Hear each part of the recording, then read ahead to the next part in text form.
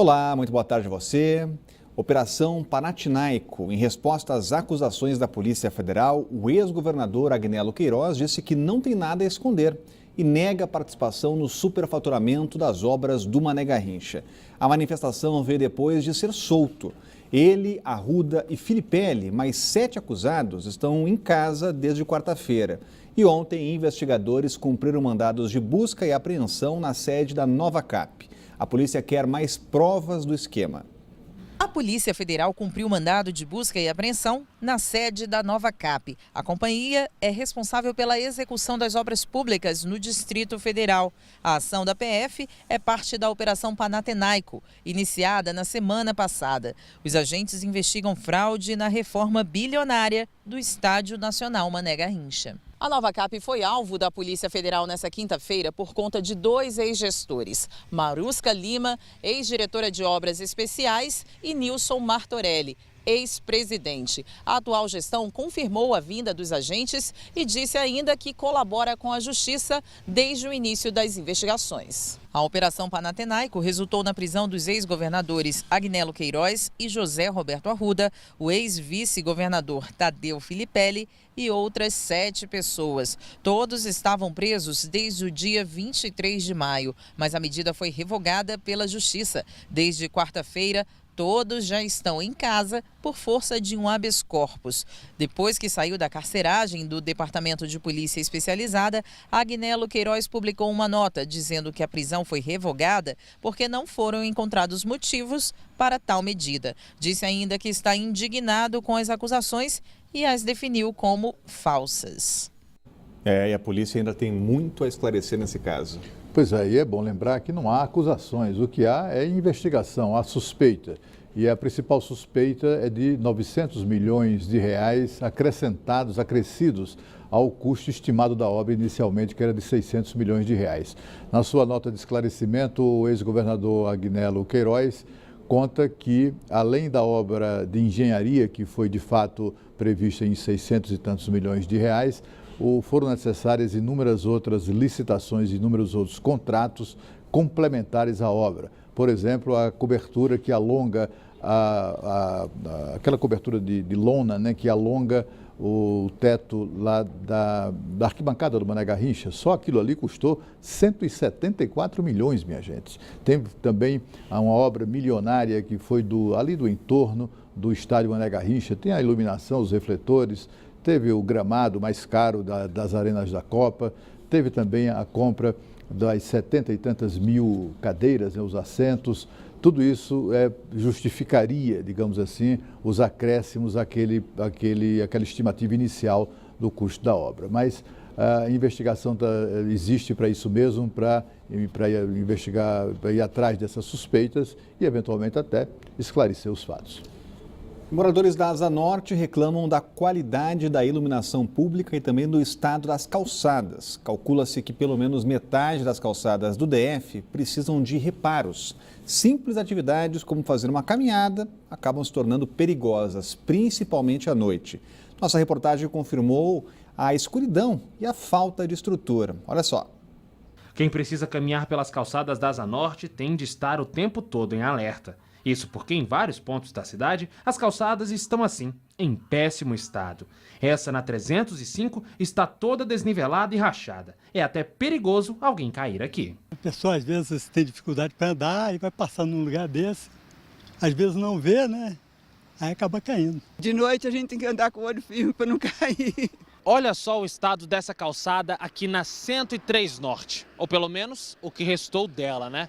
Chega até a ser difícil caminhar por aqui. Agora, imagina para quem tem alguma dificuldade de locomoção. Uma licitação da Nova Cap pretende mudar esse cenário. A previsão é que sejam construídos ou reformados cerca de 115 mil metros quadrados de calçadas aqui no plano piloto. Que seja um contrato anual e que ele possa então ser prorrogado depois de 1 ano, caso seja vantajoso para a administração, e a gente então tenha uma manutenção permanente das calçadas. O objetivo da Nova Cap é reconstruir e fazer a manutenção de mais de 465 mil metros quadrados de calçadas em todo o DF. Só que alguns pontos da licitação foram contestados pelo Tribunal de Contas do DF. E o processo parou. Nós atendemos boa parte dos questionamentos do Tribunal de Contas e estamos agora, na próxima semana, devolvendo ao Tribunal de Contas, justificando ou acatando os itens que foram apontados. A gente espera que aí, em seguida, o Tribunal possa fazer análise da nossa resposta, colocar em plenário e assim a gente licitar e tocar essas reformas das calçadas em toda Brasília. Esse não é o único problema enfrentado pelos moradores da Asa Norte. É só cair à noite e a escuridão prevalece por aqui. A iluminação pública até que está ligada, mas não é o suficiente. E aí fica ainda mais perigoso andar pelas ruas. A iluminação que a gente tem aí é dos blocos aí, que fica aí, as janelas, né, as varandas aí acesas aí, que clareia pra gente mais um pouco aí. À noite mal dá para ver as pessoas caminhando. Elas desaparecem com a escuridão. Na 102 Norte, só conseguimos enxergar algo por causa da iluminação da nossa câmera. Quando desligamos, fica tudo escuro.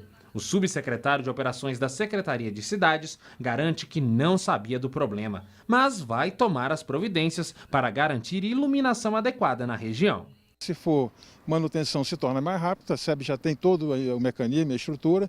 Se for revitalização, nós vamos ter que entrar com uma metodologia, uma estrutura que vai exigir da SEB a elaboração de um orçamento, de um projeto, para verificar qual é a extensão da necessidade de melhoria da iluminação pública do local. Mas enquanto nada é resolvido, quem passa pela Asa Norte durante a noite tem que conviver com a insegurança. Eu fico pensando nos adolescentes, principalmente as meninas voltando da escola, gera uma insegurança grande, né?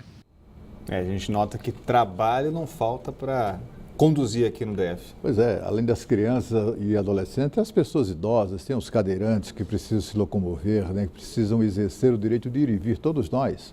O problema não se restringe apenas à Asa Norte, se estende a todo o Distrito Federal. Os governos, em geral, negligenciam obras baratas e não sei por quê.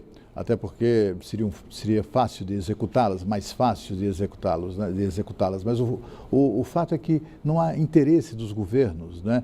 Esse programa de construir ou de reformar 100 mil metros quadrados é muito modesto para o tamanho do problema. As pessoas não têm por onde caminhar, não têm por onde andar de bicicleta, não têm por onde, enfim, exercer o seu direito de ir e vir, de correr, por exemplo, tudo isso em razão da inexistência de calçadas ou mesmo porque elas estão danificadas. O GDF, que não consegue fazer com que o nosso IPTU, ou usar o dinheiro do nosso IPTU, que eles recolhem com muita alegria e com muita fiscalização, não consegue usar esse dinheiro para consertar e construir calçadas, poderia, por exemplo, oferecer descontos no IPTU para o cidadão que fizesse o serviço que o GDF não consegue fazer, que é o de construir calçadas e mantê-las.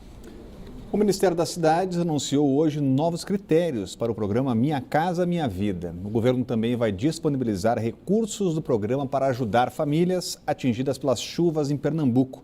Quem traz os detalhes ao vivo é Renata Dourado, já chegando por aqui. Uma boa tarde, Renata. Rodrigo, boa tarde para você, para o Cláudio, uma ótima sexta-feira para todos que estão aí nos acompanhando. O ministro das Cidades anunciou que dos 75 milhões de reais destinados àquele programa Cartão Reforma, 25 milhões de reais irão especificamente para famílias que tiveram as casas danificadas com relação às enchentes lá em Pernambuco. Foram 31 municípios atingidos, então essas famílias terão prioridade em receber esse dinheiro. A gente lembra que esse programa, Cartão Reforma, foi lançado pelo governo Michel Temer, então é um programa voltado para famílias de baixa renda, famílias que têm uma renda de até R$ 2.800 por mês. Então, essas famílias podem receber até R$ 9.000 para fazer reformas. Fica a critério das famílias. Se querem construir um outro quarto, ampliar a sala, enfim, fica a critério dessa família. Então, essas famílias terão essa prioridade. Já aquelas famílias que tiveram as casas totalmente destruídas, aí sim, elas vão ter que se inscrever e aí vai caber ao próprio município fazer essa inscrição no programa Minha Casa Minha Vida. O ministro também anunciou algumas mudanças nesse programa. Por exemplo, ele disse que 450 mil unidades estão em construção. Até o final deste ano, a ideia, a meta é entregar 600 mil unidades. Isso para famílias de baixa renda. No ano passado foram entregues 700 mil unidades. E o que mais que o ministro anunciou? Nós temos inclusive essas imagens aí dessa coletiva. Foi feito um estudo, Rodrigo, com essas famílias que recebem essas casas. Então, da porta para dentro, essas famílias estão satisfeitas. O problema realmente é da porta para fora. E o que o governo identificou e que vai melhorar com relação a isso? As famílias, esses projetos habitacionais muitas vezes são construídos em lugares ermos, distantes, longe de escolas, longe até mesmo do próprio serviço, o trabalho das pessoas, longe de hospitais. Então a ideia é fazer com algo mais urbanístico, ou seja, fazer com que essas construções fiquem mais próximos também das escolas, para ajudar também essas famílias. Aí você vê essas imagens dessa coletiva que foi agora há pouco, o governo também anunciou um novo programa, só que, na verdade, um anúncio mais ou menos, né? Porque o governo falou que pretende lançar, mas vai depender de algumas coisas. Que programa que é esse? É um aluguel solidário. Então, aluguel voltado para famílias de baixa renda. O contrato seria de até 30 anos, mas ainda não está batido o martelo, vai depender um pouco também da iniciativa privada. Então, é uma ideia que o governo anunciou, que pretende colocar em prática, mas que vai depender aí de fatores externos também. Rodrigo. Obrigado, Renata, trazendo novas informações. Em Planaltina, o motorista do aplicativo Uber foi assaltado por 2 adolescentes ontem à noite. Tudo aconteceu quando ele deixava uma passageira. Eles seguiram com o trabalhador até Planaltina de Goiás e quando passavam em frente a um posto policial do Batalhão de Polícia Rodoviária, quase na divisa entre o DF e Goiás, o motorista diminuiu a velocidade e pulou do carro. Os menores também tentaram fugir por um matagal, mas foram apreendidos. Eles estavam com armas de brinquedo e foram encaminhados à delegacia da criança e do adolescente. E a seguir, a Unicef revela que mais de 2.800.000 jovens estão fora da escola no Brasil. O principal motivo da evasão continua sendo a necessidade de trabalhar. O Band Cidade volta em instantes.